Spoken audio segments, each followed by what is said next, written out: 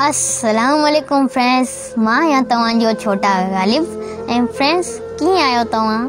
मां उमेद कयां थो त तव्हां ख़ैरियत सां हूंदा। ऐं फ्रेंड्स, अॼु जेकी मां शाइरी तव्हांजी नज़र कंदसि हूअ आहे सिंध जे मशहूरु शाइर हसन दर्स जी। ईअं त हसन दर्स जूं काफ़ी सारियूं शाइरियूं बि आहिनि ऐं गज़लूं बि आहिनि, पर जेकी अॼु तव्हांजी मां नज़र कंदसि उन जो उनवान आहे ईअं बसि मिलियासीं। ईअं बसि मिलियासीं जो विछड़ी वियासीं, विछड़ी वञी पोइ वणनि में फुटासीं, किनारा बि कई नदियुनि जा ॾिठासीं, घटामी बणिजी पटनि ते वठासीं। ईअं बसि मिलियासीं जो विछड़ी वियासीं। तमन्ना जी आङिर न पकिड़े सघियासीं, पखियुनि खे अखियुनि सां न जकड़े सघियासीं, रगो गुंबज़नि तां निहारे सघियासीं, रगो ॾाकड़ियुनि तां चढ़ियासीं लथासीं।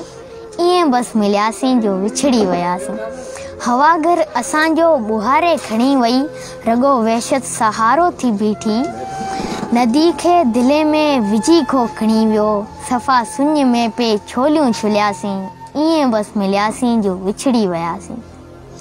किताबनि जूं ॻाल्हियूं किताबनि में आहिनि, मगर मौसमूं त गुलाबनि में आहिनि, सवालनि न साई खणण का ॾिनी, जवानियूं त जुमलनि जवाबनि में आहिनि, सवाल जवाब न सम्झी सघियासीं। ईअं बसि मिलियासीं जो विछड़ी वियासीं। ईअं बसि मिलियासीं जो विछड़ी वियासीं। त फ्रेंड्स, ही हुई हसन दर्स जी शाइरी। मां उमेद कयां थो त तव्हांखे पसंदि आई हूंदी। जेकॾहिं तव्हांखे ही हसन दर्स जी शाइरी पसंदि आई हुजे त कमेंट में ज़रूरु ॿुधाईंदा ऐं पंहिंजे फ्रेंड्स सां गॾु शेयर भी ज़रूरु कंदा ऐं पंहिंजे दोस्तनि खे मुंहिंजे पेज ते इनवाइट लाज़मी कजो।